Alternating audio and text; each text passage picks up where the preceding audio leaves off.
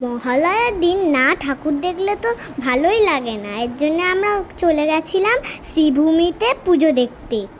রাস্তাটা কি সুন্দর লাগছে দেখো বন্ধুরা, আজকে মহালয়া বলে খুব সুন্দর করে সাজিয়েছে শ্রীভূমিটাকে।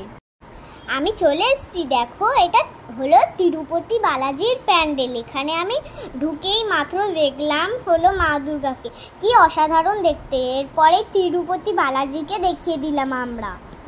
প্যান্ডেল থেকে বেরিয়েই আমরা পাপড়ি চাট খেতে শুরু করে দিয়েছি, কেন কি খুব জোরে খিদে পেয়ে গেছিলো। এরপরেই আমরা বাবেলস কিনতে চলে গেছিলাম। আচ্ছা বন্ধুরা, তোমরা কোথায় কোথায় বেরিয়েছো আমায় কিন্তু কমেন্ট করে বলবে। আমরা পাপড়ি চাট খাচ্ছি, তোমরা খাবে পাপড়ি চাট? তো খুব মজা হয়েছে পাপড়ি চাট, বাবলস।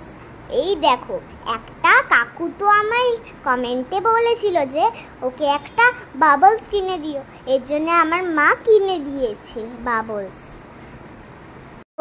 ওড়াতে ওড়াতে আমি বাড়িতে চলে যাচ্ছি আজকে। Tata tata.